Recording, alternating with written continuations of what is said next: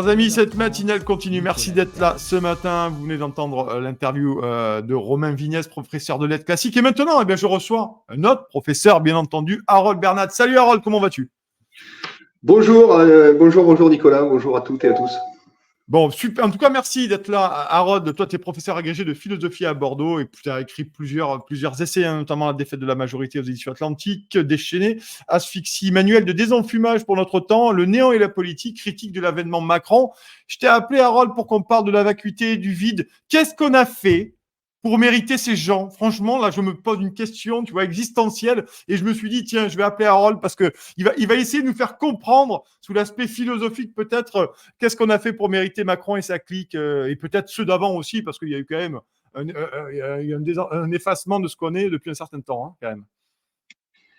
D'abord, pour commencer, pour répondre frontalement à ta question, moi j'estime qu'on n'a rien mérité du tout parce que le mérite, c'est finalement c'est de la culpabilité. Moi, je me sens pas coupable. Hein, on verra après sur la responsabilité, mais en tout cas, je me sens pas coupable de la vacuité qui nous est servie quotidiennement et dont le macronisme est en fait le symptôme. Ça, c'est la première chose. Il faut voir les choses à distance. On a affaire à un certain type de pouvoir, une certaine organisation du pouvoir qui utilise ce vide, ce que j'appelle moi depuis très longtemps un vide répressif. Donc on va l'analyser en détail. Donc, on va dire pas de culpabilité, responsabilité, oui. En tant que citoyen, je pense qu'on est responsable. On a à répondre de la relation qu'on a à cette vacuité. Est-ce qu'on l'accepte? Est-ce qu'on la combat? Est-ce qu'on la dénonce? Est-ce qu'on raille? Est-ce qu'on est cynique? Est-ce qu'on cligne de l'œil? Voilà. Quelle est notre position par rapport à ce vide? Et le troisième point, c'est Macron et puis son monde, parce que je pense qu'il ne faut pas parler évidemment que de Macron. C'est Macron et son monde. On a vu Trudeau faire une sorte de vidéo avec un sabre Jedi. Bon, c'est effrayant, quoi. Enfin, bon, c'est quand même des chefs d'État. C'est terrible. Bon, c'est terrible. Alors, il faudra l'analyser, évidemment, parce qu'il y a derrière des stratégies de communication. Mais mon histoire de Macron, ça remonte à loin, puisque tu as parlé du néant et du politique. Donc, Critique de l'avènement Macron, c'est un livre que j'ai publié aux éditions Échappées en 2017. J'ai commencé à bosser sur Macron fin 2015, début 2016, quand j'ai vu monter. Alors, moins sur une question économique, on va dire, et sur les questions de néo-capitalisme et puis de néolibéralisme, mais sur des questions culturelles. Et en particulier, moi, ce qui m'a frappé en tant que professeur de philosophie, c'est la promotion du président philosophe. C'est la façon dont on a construit cet individu qui a vaguement signé en 2000, tu vois, une participation avec Ricoeur sur un bouquin. J'ai retrouvé le bouquin d'ailleurs en 2000. Il a une petite citation à la fin du livre, mais c'est bidon. Enfin, c'est du faux complet. Et on nous a construit cette vacuité-là. Et c'est ça qui m'a vraiment intéressé, c'est que dans le milieu intellectuel, voire universitaire, on a cru et on a paraffé et on a entériné ça. Et donc, oui, parce qu'on a dit que Macron était le disciple de Ricoeur, on nous a sorti ça pendant toute la campagne. C'est incroyable, en fait, c'est juste incroyable. Mais en 2016-2017, tu ne pouvais pas le dire. Enfin, moi, ce bouquin-là, il est passé vraiment sous les radars parce que c'est quelque chose, dans le concert de louanges qu'on faisait à cet homme, c'était impossible de dénoncer cette escroquerie fondamentale. Et donc, il y a une vraie complaisance vis-à-vis de cette vacuité qui, moi, m'a interrogé au départ. Mon interrogation est quand même très, au départ, sur les signifiants Macron. Comment on a construit les signifiants Macron. Ouais, parce que c'est vrai que tu as raison de le dire. On nous a mis en place espèce de président philosophe. Il y a eu le Billy the Kid de la finance aussi, le Mozart de la finance, et puis le mec effectivement qui était intéressé par la philosophie, qui avait appris notamment au contact de Paul Ricoeur, et tout ça fait partie du narratif aussi macroniste, que les médias ont abondamment relayé, parce que ça aussi il faut le dire, c'est les médias qui ont relayé ça. Oui, complètement. C'est les médias qui ont relayé ça. Bon, après, évidemment, il avait la relation particulière au directeur du 1. Donc, il y a eu aussi des connivences médiatiques qui ont fait que ça a été monté comme ça, puisque le président philosophe, ça, c'est le 1 qui a fait ça en 2015, une double page immense, le roman national, etc. Donc, on a fait du storytelling avec Macron. Moi, ce qui m'a aussi intéressé, c'est que finalement, il portait un projet économiquement et socialement complètement rétrograde, mais il fallait le vendre à la bourgeoisie parisienne.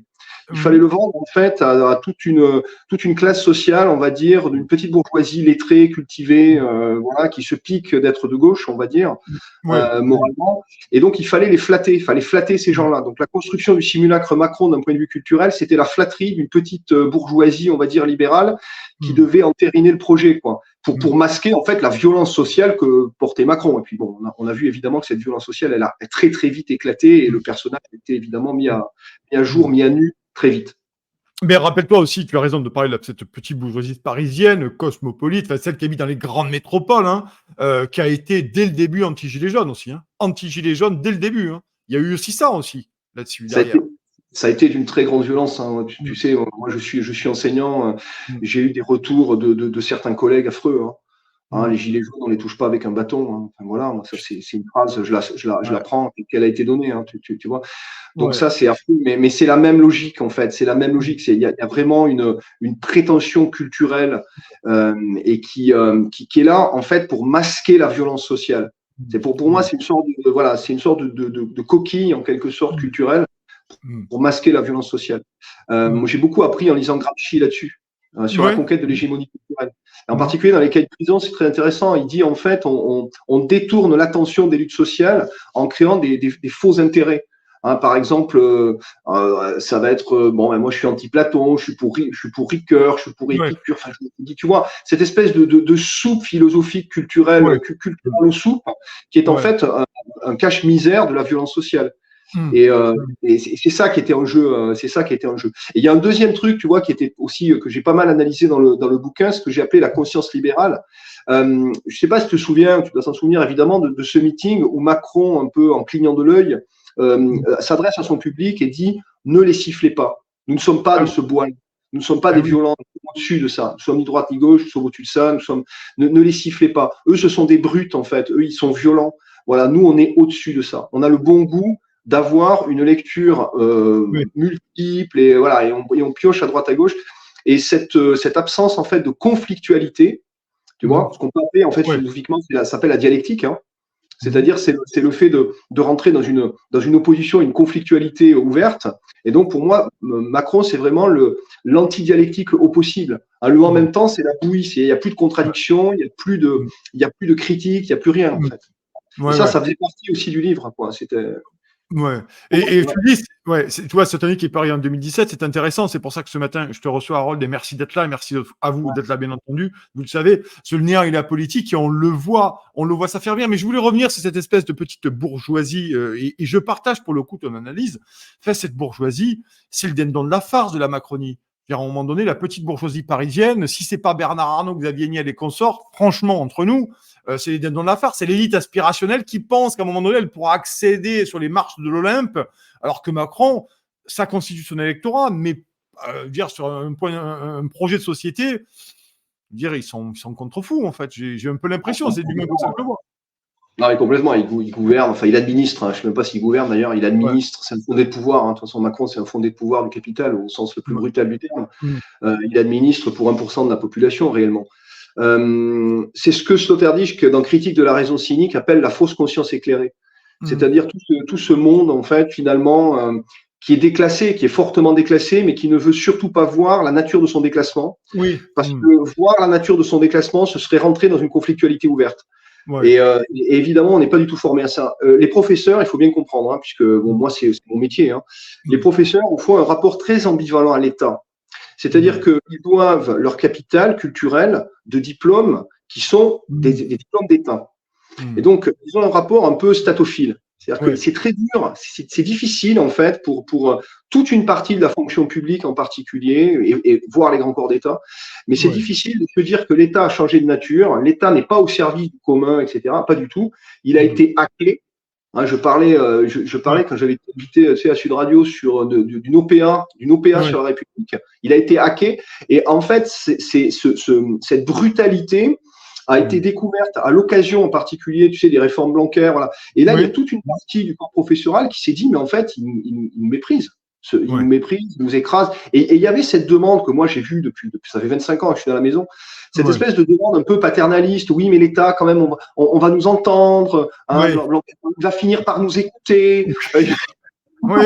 Cette espèce de plainte, comme ça, de grande plainte adressée à un État, mais non, il ne va rien écouter du tout. Il t'enverra les LBD, il te mettra un blâme, rétrogradation d'échelon, et puis tu dégages à l'arrivée, quoi. Donc c'est un traitement. Et ça, il y a beaucoup si tu veux, de professeurs, on va dire, de ma génération, voire un peu plus âgés, qui ont découvert ça. Hein, ils ont découvert un peu l'eau tiède, parce que il y a des classes sociales qui savent ça depuis longtemps. Ah oui. Oui.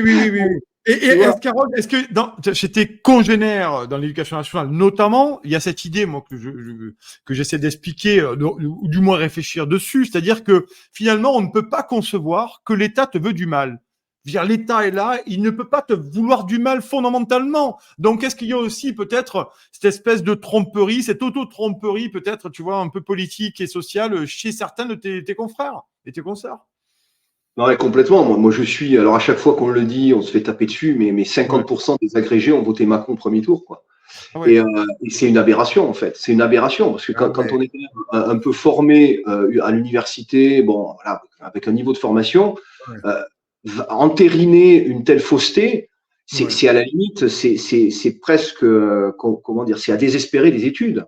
Ouais. Mais tu as eu ça avec le grand débat national. Hein, à part Lordon qui a claqué la porte, qui a dit moi j'y vais pas, mais ils étaient là à l'écouter, enfin, c'est hallucinant, enfin quand même, c'est fou quoi, des gens formés. Donc il y a vraiment là on laisse tomber le cerveau, on oublie et on est vraiment dans la pure raison sociale, voire dans un fantasme de raison sociale, ce que tu disais tout à l'heure, c'est-à-dire que Macron ne gouverne pas, n'administre pas pour ces gens-là. Et je suis d'accord évidemment sur le côté statophile.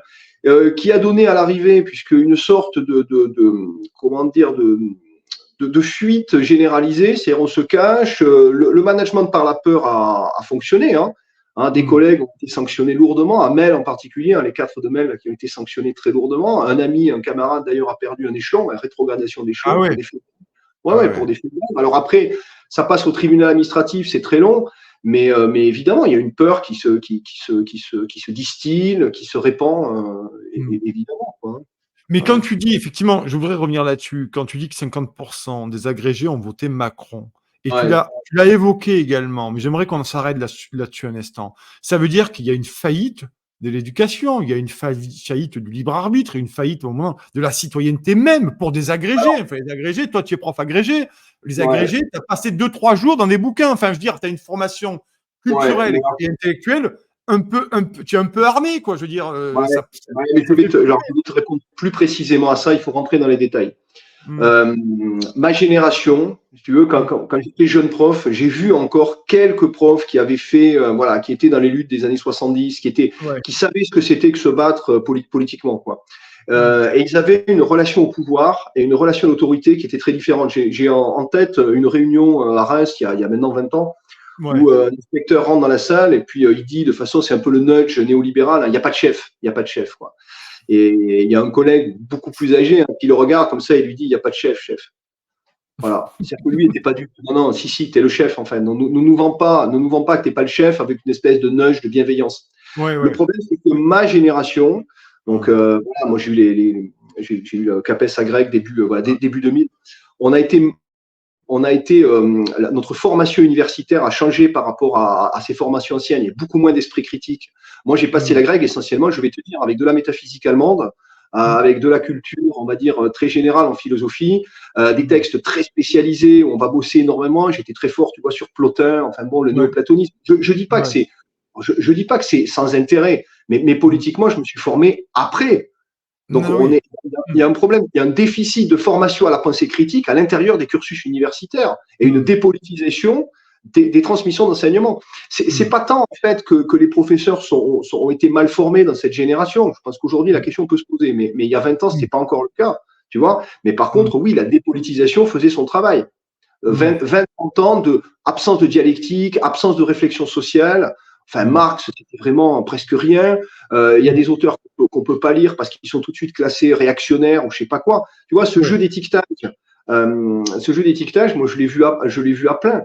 La philosophie analytique aussi dans mon domaine. Une philosophie très, ultra rationaliste, très dépolitisée. On n'aborde pas ces questions sociales. La formation de mes maîtres était très différente. Enfin, moi, j'ai eu des professeurs qui étaient quand même et y compris, je vais te dire, quand il faisait de la philosophie grecque, y compris quand il faisait du Platon. Monique Dixot, je me souviens d'un cours à la Sorbonne où elle nous faisait de la politique. Alors, elle faisait pas la politique directement, mais elle politisait son cours.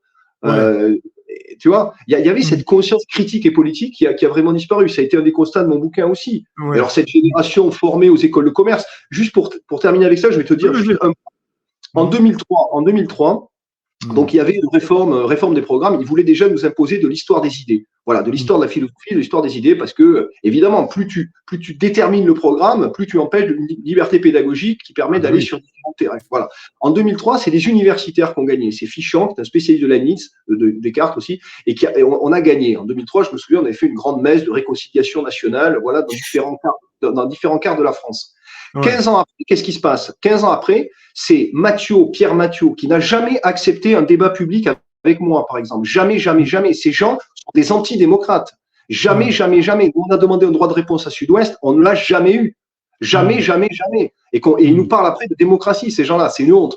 Donc, Pierre Mathieu, c'est Sciences Po Lille. C'est une formation au rabais. Pour moi, intellectuellement, ce monsieur n'est pas au niveau de la charge qu'on lui a donnée.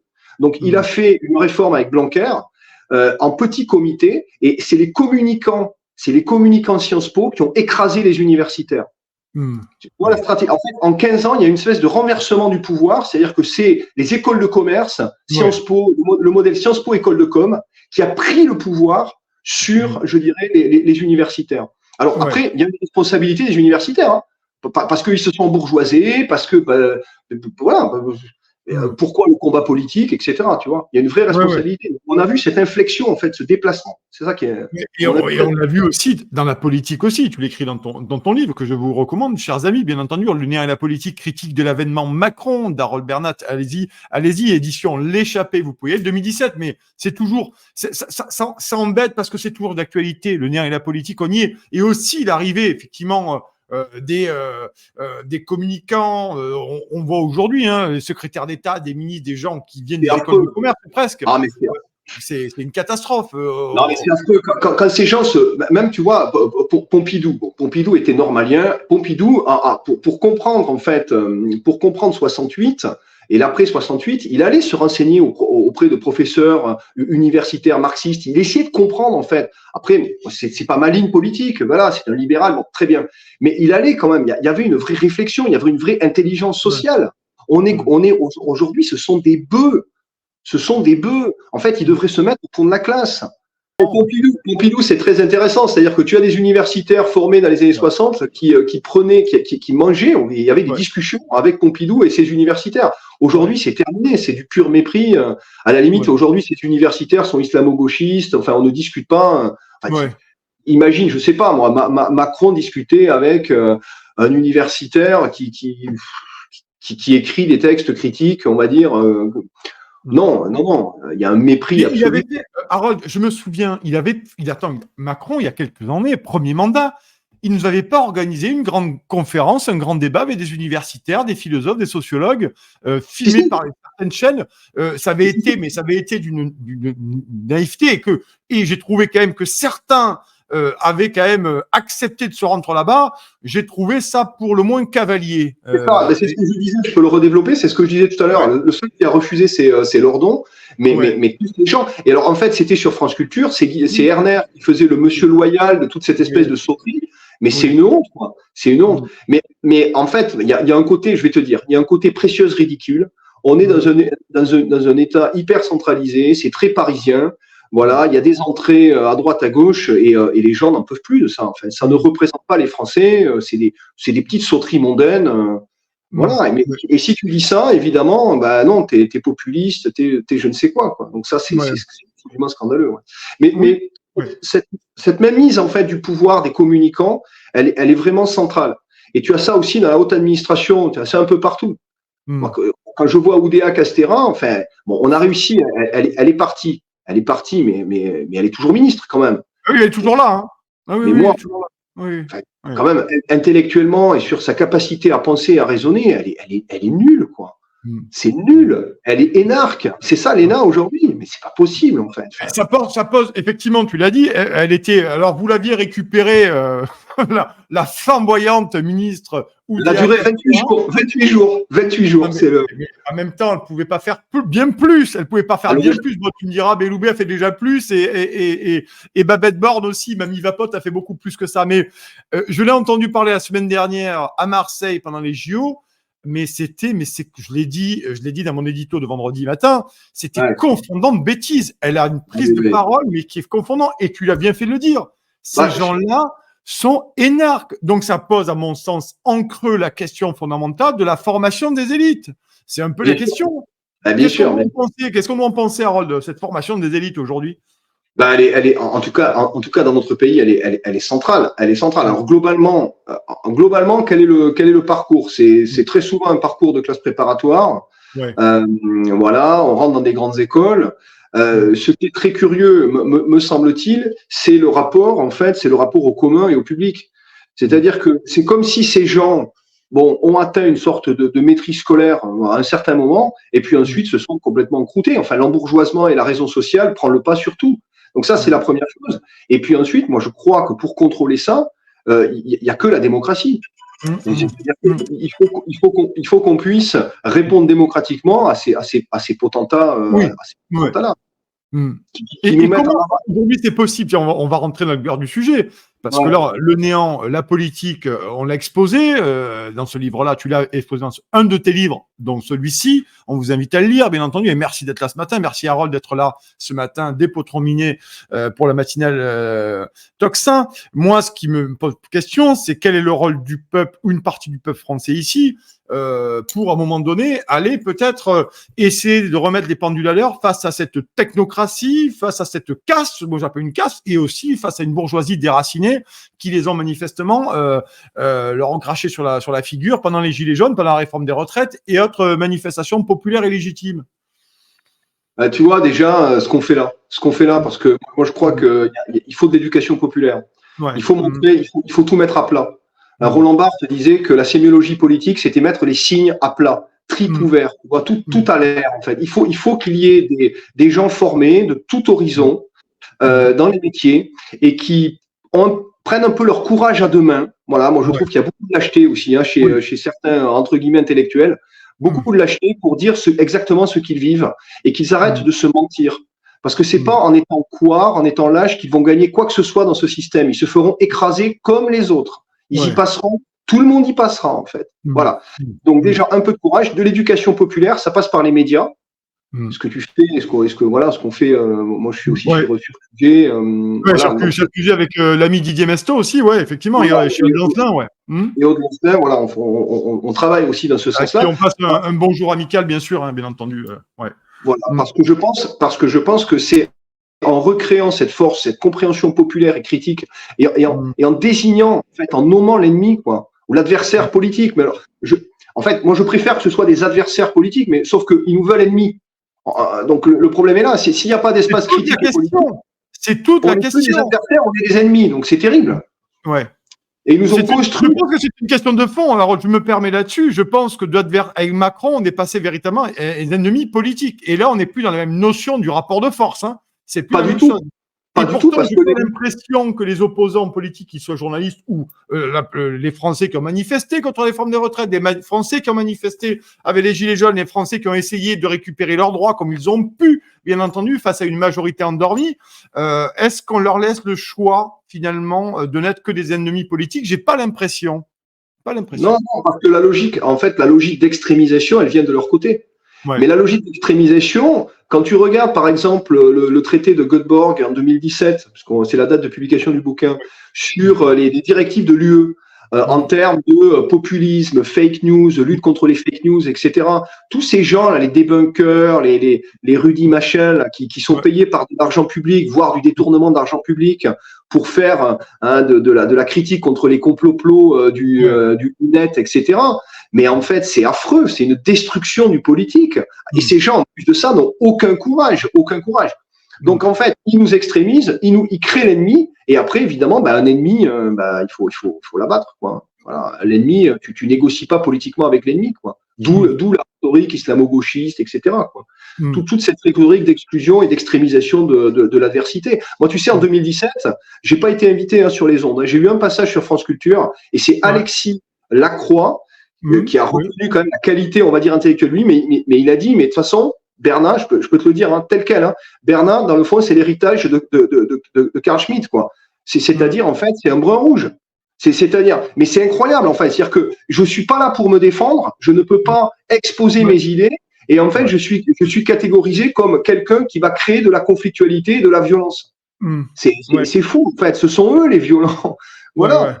Qu'on discute sur un plateau, moi je suis prêt à venir, mais ils ne m'inviteront jamais. Parce que le problème, c'est qu'on les a tellement analysés, hein, comment dire, on les connaît mieux qu'eux-mêmes, quoi. Mais oui, mais je suis assez d'accord avec toi. Et effectivement, alors l'accusation dans leur bouche de brun rouge, on disait Bernard, c'est un blanc rouge. Qu'est-ce qu'ils entendent? Ils criminalisent déjà ta pensée, d'une part, déjà, et puis ils refusent le débat. Et est-ce que ça, Harold, aussi criminaliser et refuser le débat, c'est pas le symptôme et la preuve éclatante qu'il y a une telle faiblesse intellectuelle chez eux qu'ils ont même pas la capacité de pouvoir débattre là-dessus? Parce que ça me semble, moi, être le symptôme d'un effondrement, hein, le fait de ne pas pouvoir débattre. Hein.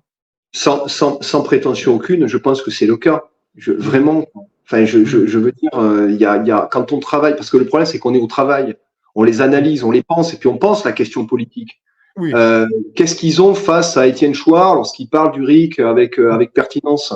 Ils ont que des anathèmes, parce que le travail en fait de réflexion démocratique, il est fait. On a tout ça, mais on n'a pas les courroies de transmission. On est en quelque sorte bloqué, plus ou moins, on est minoré. Et donc, évidemment, ce sont eux les violents. Enfin, on est en train de sortir du débat démocratique, c'est évident. Enfin, bon. Et bon, c'est un constat, c'est pour ça qu'on est là, et c'est pour ça qu'on essaie de faire quelque chose avec ça. Et après, la grosse difficulté qu'on va avoir, et ça, c'est un point, à mon avis, qu'il faut vraiment travailler du point de vue stratégique pour la suite, c'est qu'il y aura encore évidemment des mouvements sociaux, voilà, ce sera de plus en plus dur, parce qu'ils vont extrémiser, et il faut qu'on arrive à construire en amont nos structures politiques pour accueillir ces mouvements sociaux. Parce que le problème, en fait, c'est que comme on a perdu une culture de la conflictualité en France, y compris évidemment au niveau syndical, et alors je te parle même pas de l'éducation nationale, c'est évident. Donc, lorsque ça commence à taper, lorsqu'il y a des affrontements, lorsqu'il y a vraiment de la conflictualité qu'ils ne peuvent plus canaliser, on perd énormément de temps à construire nos propres instruments de légitimation au moment de la lutte, au moment de la conflictualité. Donc, on a du mal. C'est pour ça qu'il faut qu'on arrive en amont à s'articuler pour qu'on voit bien la cohérence, en fait, du propos. Et ça, c'est intéressant parce que c'est la question que je voulais te poser. Je voulais qu'on finisse là-dessus parce que c'est un thème extrêmement important. Tu en parles aussi de l'incarnation politique. Existe-t-il aujourd'hui une incarnation politique, que ça soit à droite ou à gauche? J'ai pas l'impression. Et tu parles des syndicats. Pendant la réforme des retraites, je suis désolé de dire que les syndicats ont laissé tomber les travailleurs et les Français plus largement. Parce que on a manifesté, je crois, début avril, et puis début avril, on s'est dit, bon, les loulous, on reviendra le 1er mai faire une petite manif. Puis après, on aura le 14 juin, et puis après, vous verrez, la rentrée sociale sera très, très chaude. En fait, on n'a rien vu du tout. Et tout le monde s'est bien écrasé devant la réforme des retraites, qui est absolument inadmissible, brutale et horrible pour moi, mais peu importe. Est-ce qu'il y a une incarnation politique ou pas aujourd'hui, Harold? Ou est-ce que ça doit être créé par des gens nouveaux, par un souffle d'air frais, peut-être? Je sais pas. Alors, il y a deux questions dans ce que tu dis. La première question, voilà.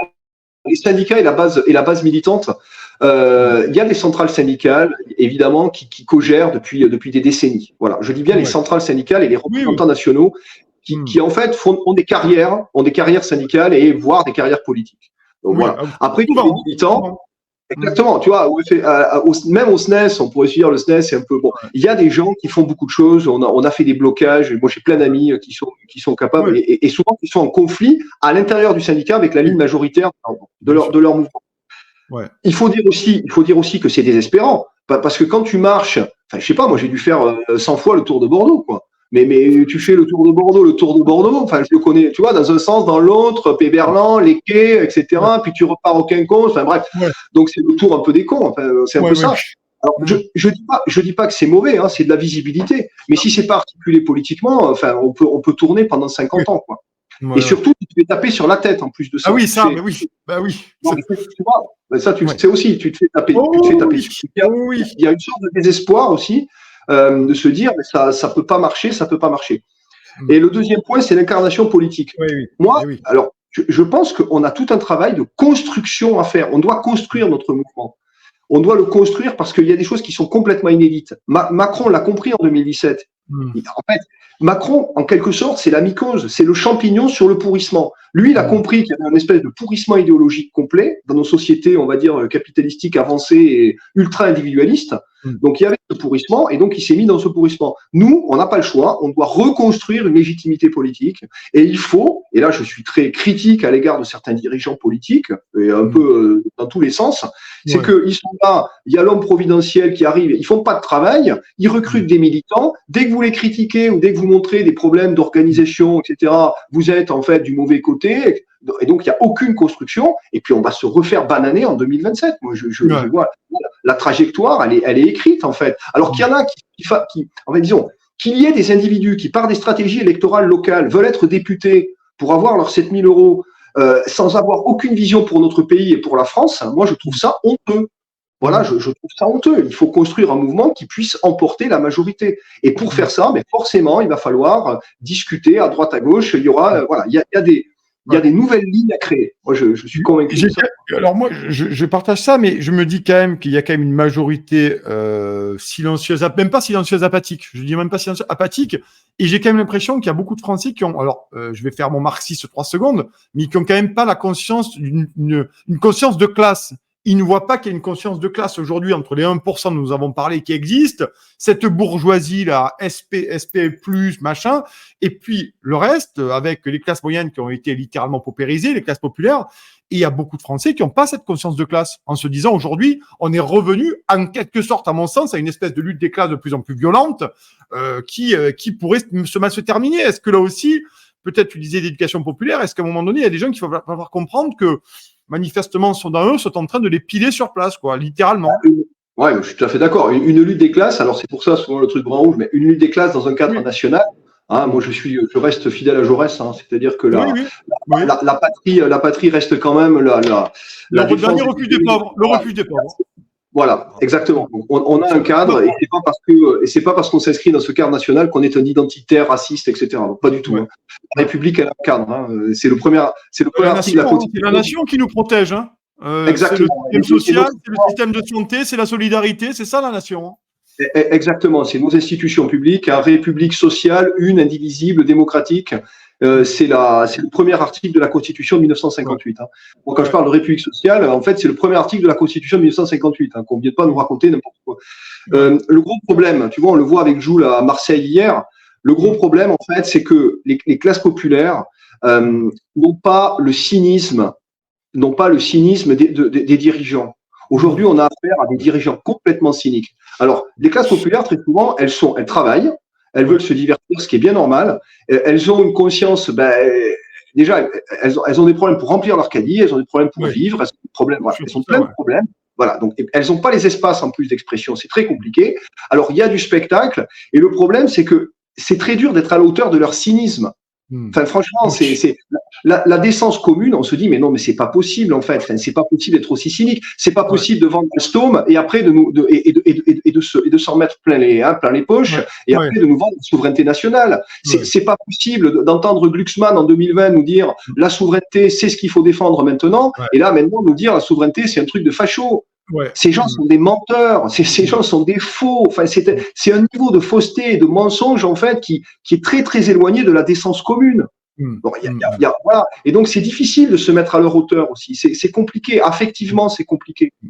Et puis il y a un véritable mépris de classe. Et on pourrait même aller au-delà du mépris. Il y a un véritable mépris de classe. Ces gens-là nous estiment comme des gens inférieurs, débiles, sans dents, ceux qui ne sont rien. Enfin, on va pas tous les sortir, mais il n'y a pas que Macron. Hein. Rappelle-toi le Hollande. Les sans dents, c'est Hollande. Les sans dents, c'est Hollande. Oui, entre Hollande et les sans dents et Macron, ceux qui ne sont rien, ils sont des illettrés. C'est à peu près la même soupe. Hein, et tu vois, pour revenir sur Jules hier à Marseille, lors de la réforme des retraites, bon, lui, il fait ce qu'il fait. Hein, moi, je ne veux pas juger ça, mais c'est pas l'objet de l'émission. Mais par contre, il a eu des mots sur la réforme des retraites en disant que c'était aberrant de faire 2 ans. Par contre, là, il va participer au grand spectacle, il va collaborer en fait à cette espèce de grand détournement, cette orgie de fric. J'en discutais avec un ami là qui bosse sur le réseau de distribution électricité. Bon, c'est autre chose. Mais il me disait, mais toutes les administrations publiques sont ultra mobilisées. Ils ont des pressions, ils ont des lettres internes en fait pour que ça se passe bien. On est dans une propagande totale où le spectacle est utilisé de façon pour écraser en fait les revendications politiques, et sinon on est des antipatriotes parce qu'on critique les JO. Ouais. On en est là. Et Jules qui participe à ça, mais c'est le dindon de la farce en fait. Enfin, c'est le dindon. Et les gens ont beaucoup de mal à comprendre le niveau de cynisme de ces gens. Ouais. Ils sont impitoyables quoi. De ce point de vue-là. Et ça, c'est difficile, effectivement. C'est pour ça qu'il nous faut démultiplier les lieux pour se fédérer déjà, c'est à mon avis, parce que effectivement, tu peux rien faire tout seul, pour se fédérer et faire des constats et un peu. Enfin, tu sais, il y a dans Ainsi parlait Zarathustra, il y a Nietzsche qui a une phrase marrante où il dit en fait, le nihiliste, celui qui ne croit en rien, il faut parler un peu à son orgueil. Il faut dire en fait, et là, les amis, ils vous prennent vraiment pour des cons.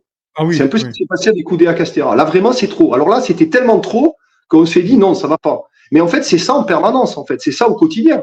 Ouais. Et donc, il faut avoir un peu d'orgueil quand même. Il faut se dire, moi, je travaille, je paie mes impôts, je participe à la richesse nationale et je suis maltraité par ces faisans, par ces faquins. Mais ça va pas, en fait, les amis, là. Non. Et en plus, ils donnent des leçons. Ces gens te donnent des leçons à tout bout de champ. Ils donnent des leçons. Il donne des leçons, t'explique en fait ce qu'est le bien, ce qu'est le mal, ce qu'est le juste, ce qu'est l'injuste, ce qu'est un cours de philo, ce qu'est un cours de ceci, cela, ce qu'est la démocratie, etc. Ces gens sont des faquins qui nous font la morale toute la journée. Moi, je pense qu'il faut qu'il y ait un réveil de l'orgueil populaire. Voilà, éducation populaire et réveil de l'orgueil, ça suffit quoi. C'est marrant ce que tu allais dire. Alors oui, j'en ai parlé moi vendredi dernier dans mon édito sur les JO parce que je pense que c'est les JO de la honte et j'ai dit exactement pareil que toi. Et aujourd'hui, si on est contre les JO, on est effectivement la pire des raclures. Mais la réalité, c'est que j'aurais aimé qu'on parle des enquêtes du PNF, j'aurais aimé qu'on parle des perquisitions, j'aurais aimé qu'on parle du salaire et des primes de Tony Estanguet, j'aurais aimé qu'on parle des placements des copains et des autres. D'ailleurs, on peut le citer parce que vers l'heure actuelle, pour le coup, ils ont fait un dossier noir des JO où les affaires sont révélées, mais c'est colossal. Et Macron nous dit, soyez fiers d'être français parce que si vous aimez pas les JO, grosso modo, si vous n'êtes pas français, quoi, c'est à peu près la même histoire. Dernière question. C'est une orgie de fric, au service du monarque. C'est que ça. Après, moi, tu sais, on est à peu près, voilà, on a tous vécu des grands moments. Moi, j'étais à fond sur Carl Lewis. J'adorais cet athlète en 88 quand il est battu par Ben Johnson, le dopé. Oui. J'étais effondré. Bon, on a les souvenirs d'Atlanta, etc. C'est pas un problème de sport. Les JO, c'est formidable. On a tous vécu des moments incroyables. Bon, avec Pérec, etc. Donc, c'est pas la question. La question, c'est de la propagande d'État et qui est en fait une mise au pas politique en utilisant le festif et les JO. C'est ça qui est affreux, en fait. Donc, tous ceux qui participent à ça, en fait, vont dans le sens de cette espèce de propagande abominable. Et encore une fois, sur argent public. Quand même, c'est des millions, des dizaines de millions. À Bordeaux, ils ont voté à la mairie des budgets. Moi, j'ai un ami qui siège à la mairie de Bordeaux, qui était à Bordeaux en lutte, et il me disait, à un moment donné, il y a un truc qui est passé, il fallait voter, c'était 200 000 euros pour les JO. Ils savaient même pas ce qu'ils votaient. Ouais, on vote 200 000 euros pour les JO, allez hop. Ouais. Bah oui, ils vont passer à Montpellier dans quelques jours. Pareil, là, tout le centre-ville va être bouclé. Enfin, ça coûte de l'argent public, c'est les forces de l'ordre, les services publics fonctionnent pour encadrer tout ça. Il faut accueillir les gens. Enfin, ça coûte du pognon, les gens. Et dernière chose, on nous a cassé les sabots à la réforme des retraites pour 10 milliards ou 12 milliards. Il faut savoir que les JO vont coûter à l'État 10 milliards d'euros parce qu'ils vont éponger les dépassements de tout, d'honoraires, mais c'est une orgie absolument. Arrêtez. C'est une orgie scandaleuse, mais tu as quand même Bergeon, la macroniste, qui là, quand même, on marche sur la tête, qui se félicite, je sais plus à quelle matinale, qu'il y ait 45 000 policiers mobilisés. Et elle dit, mais c'est une première, c'est formidable, hein, c'est vraiment extraordinaire. C'est extraordinaire. On a un record, on a déjà la médaille. On a envie de la prendre entre quatre murs et lui dire, mais tu t'entends, en fait, tu entends ce que tu dis quand même. Écoute ce que tu dis, réécoute ce que tu dis, en fait, c'est pas possible. Elle sera peut-être encore plus contente d'elle qu'elle se sera réécoutée. C'est peut-être le problème de la Macronie. Là, c'est de la perversité. C'est comme Amélie Castéra Djabira. Je rentre pas là-dedans. Non. Ouais. Alors, dernière question, parce qu'on a explosé le temps, mon cher Harold, mais c'est un plaisir de t'avoir ce matin sur Talk Sense lundi matin. Merci beaucoup d'être là, chers amis. Finalement, tu as un peu répondu à la question sur l'éducation populaire, mais vraiment, tu penses que toucher l'orgueil de ceux qui ne veulent pas voir, ceux qui ne veulent pas entendre, c'est pour toi une stratégie qui peut s'avérer payante finalement de ceux qui se mettent la tête dans le sable, mais vraiment au ras du cou, hein, qui veulent rien voir du tout. Moi, j'en suis, j'en suis convaincu. J'en suis convaincu. Et dans le fond, tu sais, avec les gilets jaunes, il y a eu ça quand même. Ouais, Il a dit, en fait, c'est bon, quoi. En fait, c'est bon. On a compris. Voilà, on a compris. C'est bon. Vous allez arrêter de nous enfumer. Ah, ça suffit. Il y a Ferré. Moi, tu sais, j'ai un petit côté, j'ai un petit côté anard. Hein, je m'en cache pas. Hein. Voilà. Bah oui, bah, bien sûr. Et ce petit côté anard, Léo Ferré disait, personne n'aime prendre des coups de pied au cul. Non. Et donc, finalement, on a tous un petit côté quand même comme ça. Mais on nous a trop appris à goûter les coups de pied au cul. Il est peut-être temps, en fait, de se dire, on va choisir au moins ceux qui nous les donnent. Hein, si on prend du plaisir à ça, on va quand même choisir. Parce que là, on choisit pas et on prend. Voilà. Et moi, je crois à ça. Je crois à ça. Je crois à ça. Une révolte logique, réveil de l'esprit, de la démocratie. Bon, ce serait l'objet d'autres éditions, d'autres réflexions. Ouais. De la démocratie, de la joie, de la conscience populaire, et on arrête de prendre des coups de pied au cul. Oui, je pense que ça peut être extrêmement intéressant. Effectivement, c'est une stratégie. Voilà, c'est une ligne. Peut-être qu'on comptera sur toi en 2027, mon cher Harold, parce qu'on te sent. C'est pour ça que je t'invite, parce que je te sais passionné et très convaincu. La question, je vais te dire, moi j'ai un métier, tout ça. Mais en fait, il y a une chose qui est sûre, c'est que je veux les battre, en fait. J'en ai marre. Je veux les battre. Et je pense qu'on est nombreux à se dire, on veut les battre. On les battra pas tout seul. Ah, c'est pas en partant tout seul comme ça, une aventure individuelle. Non, on les battra ensemble. Et ça, ils le savent. Et si on arrive à se fédérer, je pense que ça peut faire, on peut s'amuser quand même. Ben, en tout cas, on verra bien. En tout cas, merci beaucoup, Harold, d'être venu ce matin. On rappelle, les amis, Harold a écrit pas mal de livres, mais celui-ci, notamment, Le néant et le politique, critique de l'avènement Macron, Harold Bernard, aux éditions L'Échappée. Lisez-le, procurez-vous-le. Vous voyez, c'est très intéressant. Merci beaucoup, Harold, d'être venu ce matin dans ton sein. On te souhaite une excellente semaine, un très bon lundi, en tout cas. Salut, Harold. Merci, bonne semaine à tous. Merci, Nicolas, pour ton invitation. Merci. Allez, nous, on continue la matinale Toxin. Restez là.